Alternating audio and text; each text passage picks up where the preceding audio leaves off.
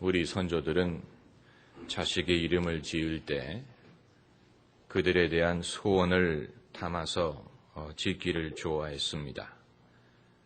미래지향적인 이름을 지었습니다.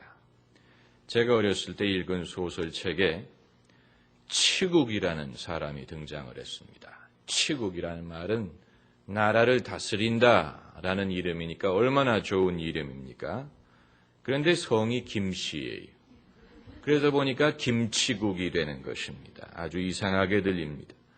저희 부모님도 준걸한 영웅이 되라는 의미로 제 이름을 영준이라고 지어주셨습니다. 그 말은 잘생긴 영웅이란 뜻입니다. 그러나 히브리 사람들은 자식의 이름을 지을 때 그렇게 하지 않고 자식을 낳을 때 부모의 사연을 반영하기를 좋아했습니다. 이것은 독특한 중동 사람들의 정서입니다. 그래서 가장 좋은 예가 모세라는 이름입니다. 모세는 그 광주리에 담긴 채 나일강에 떠내려오는 아기를 바로의 공주가 보고 그를 자기의 아들로 키우면서 내가 이 아이를 물에서 건졌다 해서 물에서 건졌다라는 뜻으로 모세라고 이름을 지었고, 또 사무엘은 그 어머니 한나가 자식이 없어서 하나님 앞에 눈물을 흘리며 기도를 해서 하나님이 내 기도를 들어주셨다라는 뜻으로 사무엘, 그 말은 하나님이 들으셨다라는 뜻이고, 이삭은 그 어머니가 내년 이맘때 너에게 아들이 있으리라 하는 주님의 약속을 듣고 웃었습니다. 그걸 하나님이 보시고 내가 웃었지 해가지고 여호와가 나로 웃게 하신다라는 뜻으로 이삭이라는 이름을 짓고, 야곱은 쌍둥이로 태어날 때 두 번째 아들로 태어나면서 형의 발목을 잡고 나왔다 해서 발목 잡은 자, 그 말은 사기꾼이라는 뜻입니다. 그 의미로 야곱이라고 이름을 지어준 것입니다. 그러므로 중동 사람들은 이름을 보면 그 당시의 상황을 읽을 수가 있습니다. 오늘 본문에 등장하는 요셉이라는 인물도 예외가 아닙니다. 만일 여러분에게 요셉에 대한 사전 지식이 전혀 없더라도 그가 그 두 아들에게 어떤 이름을 지어주었느냐를 가지고 그의 삶을 어느 정도 짐작할 수 있습니다. 그 첫 아들의 이름을 뭐라고 지었습니까? 므낫세. 이 말은 히브리어로 이즈리라는 뜻입니다.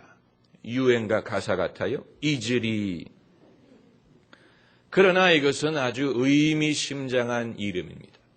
그 당시에 요셉의 나이가 30밖에 되지 않았는데 나이 30에 요셉은 인생의 교훈을 배웠습니다. 그래서 이제 과거의 아픈 기억을 뒤로 하고 미래지향적으로 나아가기 위해서는 잊어야 된다는 사실을 그가 알고 있었습니다.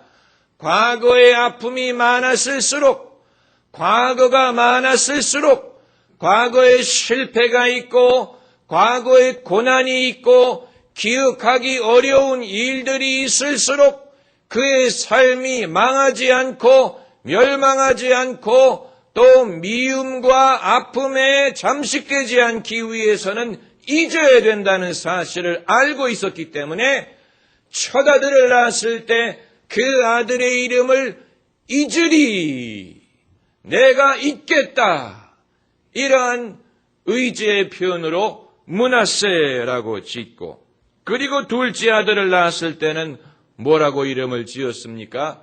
에브라임. 이 말은 창성하다라는 말입니다. 하나님이 나의 수고한 땅에서 나를 창성하게 하셨다. 그러니까 잊기만 해서는 안 됩니다. 우리의 마음을 비우기만 해서는 안 됩니다. 이제는 빈 마음에 하나님의 은혜를 채워야 됩니다. 우리가 마음을 비우기 위한 목적은 비움 자체의 의미가 있는 것이 아니고 하나님의 은혜로 채우기 위한 것이요. 과거의 아픔을 잊기 위한 것은 잊기 위한 것뿐만이 아니고 더 창조적인 미래를 가능하게 하기 위한 것입니다.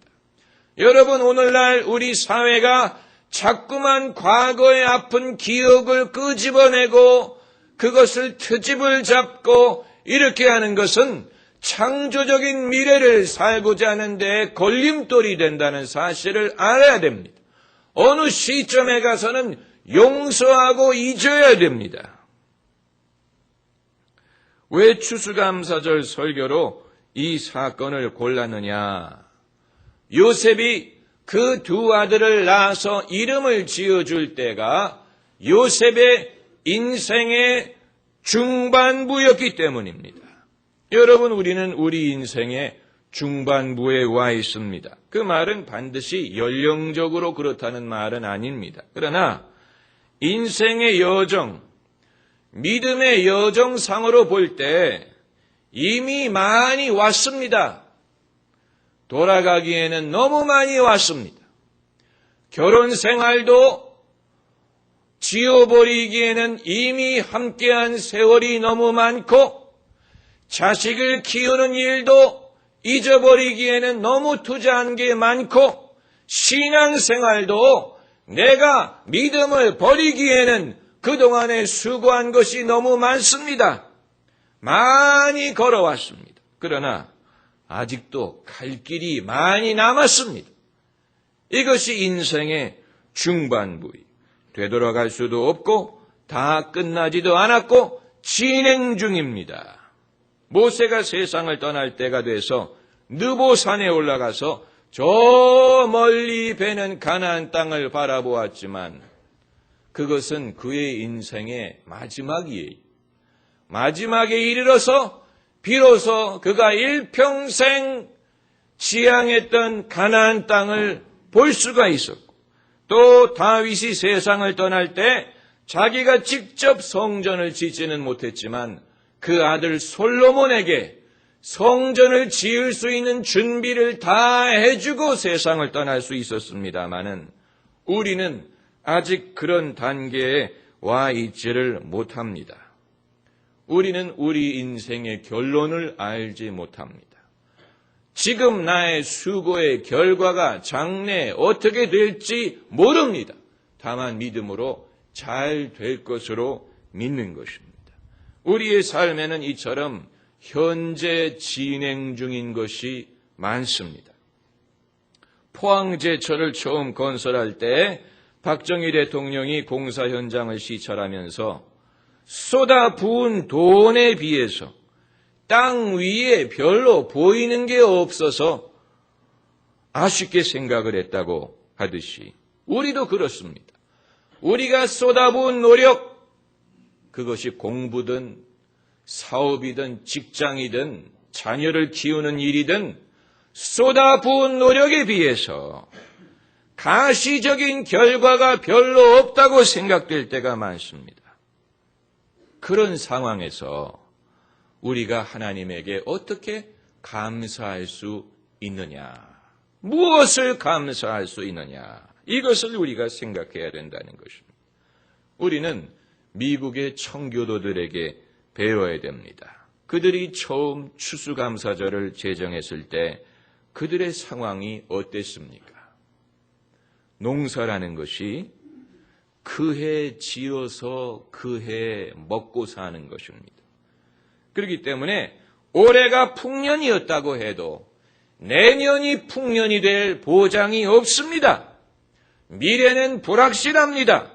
그러나 청교도들은 내일 일은 하나님께 맡기고 올해 허락하신 추수를 감사하겠다고 한 것입니다. 이것이 추수감사절의 유래입니다. 그렇다면 우리도 마찬가지입니다. 우리의 내일은 불확실합니다. 내일 일을 어떻게 알 수 없습니다. 그러나 내일 일은 내일 가서 염려하면 됩니다.